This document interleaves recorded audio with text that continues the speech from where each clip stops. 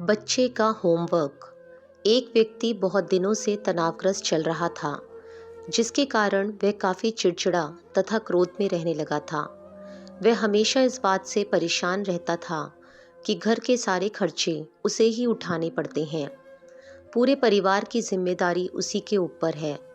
किसी न किसी रिश्तेदार का उसके यहाँ रोज़ आना जाना लगा ही रहता है।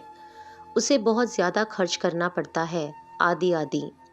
इन्हीं बातों को सोच सोच कर वह अक्सर काफ़ी परेशान रहता था।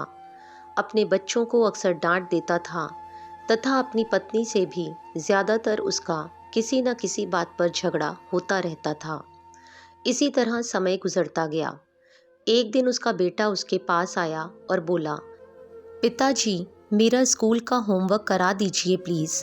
वह व्यक्ति पहले से ही तनाव में था, इसलिए उसने बेटे को ज़ोर से डांट कर भगा दिया। लेकिन जब थोड़ी देर बाद उसका गुस्सा शांत हुआ तो वह बेटे के पास गया। उसने देखा कि बेटा गहरी नींद में सोया हुआ है और उसके हाथ में उसके होमवर्क की कॉपी है। उसने धीरे से जब कॉपी लेकर जैसे ही नीचे रखनी चाही, उसकी नज़र होमवर्क के टाइटल पर पड़ी। होमवर्क का टाइटल था, वे चीज़ें जो हमें शुरू में अच्छी नहीं लगती लेकिन बाद में वे अच्छी ही होती हैं। इस टाइटल पर बच्चे को एक पैराग्राफ लिखना था, जो उसने लिख लिया था। उत्सुकतावश उसने बच्चे का लिखा पढ़ना शुरू किया। बच्चे ने लिखा था, मैं अपने फाइनल एग्ज़ाम को बहुत धन्यवाद देता हूँ, क्योंकि शुरू में तो ये बिल्कुल अच्छे नहीं लगते, लेकिन इनके बाद स्कूल की छुट्टियाँ पड़ जाती हैं। मैं ख़राब स्वाद वाली कड़वी दवाइयों को बहुत धन्यवाद देता हूँ, क्योंकि शुरू में तो ये कड़वी लगती हैं, लेकिन ये मुझे बीमारी से ठीक करती हैं। मैं सुबह सुबह जगाने वाली उस अलार्म घड़ी को बहुत धन्यवाद देता हूँ, जो मुझे हर सुबह बताती हैं कि मैं जीवित हूँ। मैं ईश्वर को भी बहुत धन्यवाद देता हूँ, जिसने मुझे इतने अच्छे पिता दिए, क्योंकि उनकी डांट मुझे शुरू में तो बहुत बुरी लगती है, लेकिन वो मेरे लिए खिलौने लाते हैं, मुझे घुमाने ले जाते हैं और मुझे अच्छी अच्छी चीज़ें खिलाते हैं। और मुझे इस बात की खुशी है कि मेरे पास पिता हैं, क्योंकि मेरे दोस्त राजू के तो पिता ही इस दुनिया में नहीं हैं। बच्चे का होमवर्क पढ़ने के बाद वह व्यक्ति जैसे अचानक नींद से जाग गया हो। उसकी सोच बदल सी गई।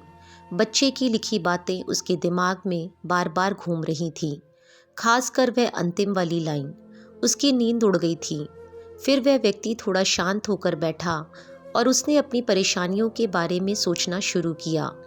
मुझे घर के सारे खर्चे उठाने पड़ते हैं।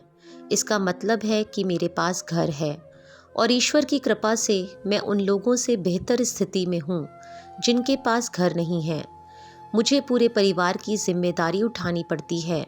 इसका मतलब है कि मेरा परिवार है, पत्नी, बच्चे हैं और ईश्वर की कृपा से मैं उन लोगों से ज़्यादा खुशनसीब हूँ जिनके पास परिवार नहीं है और वो दुनिया में बिल्कुल अकेले हैं। मेरे यहाँ कोई न कोई मित्र या रिश्तेदार आता जाता रहता है। इसका मतलब है कि मेरी एक सामाजिक हैसियत है और मेरे पास मेरे सुख दुख में साथ देने वाले लोग हैं। मैं बहुत ज़्यादा खर्च करता हूँ। इसका मतलब है कि मेरे पास अच्छी नौकरी है और मैं उन लोगों से बेहतर हूँ जो बेरोज़गार हैं या पैसों की वजह से बहुत सी चीज़ों और सुविधाओं से वंचित हैं। हे मेरे भगवान, तेरा बहुत बहुत शुक्रिया। मुझे माफ़ करना, मैं तेरी कृपा को पहचान नहीं पाया। इसके बाद उसकी सोच एकदम से बदल गई। उसकी सारी परेशानी, सारी चिंता एकदम से जैसे खत्म हो गई। वह एकदम से बदल सा गया। वह भागकर अपने बेटे के पास गया और सोते हुए बेटे को गोद में उठाकर उसके माथे को चूमने लगा और अपने बेटे को तथा ईश्वर को धन्यवाद देने लगा। शिक्षा। मित्रों, हमारे सामने जो भी परेशानियां हैं, हम जब तक उनको नकारात्मक नज़रिए से देखते रहेंगे, तब तक हम गंभीर परेशानियों से घिरे रहेंगे। लेकिन जैसे ही हम उन्हीं चीज़ों को, उन्हीं परिस्थितियों को सकारात्मक नज़रिए से देखेंगे, हमारी सोच एकदम से बदल जाएगी। हमारी सारी चिंताएं, सारी परेशानियां, सारे तनाव एकदम से ख़त्म हो जाएंगे और हमें मुश्किलों से निकलने के नए नए रास्ते दिखाई देने लगेंगे। कहानी देखने के लिए आप सभी का बहुत बहुत धन्यवाद। अगर कहानी पसंद आई हो तो चैनल को सब्सक्राइब करना ना भूलें।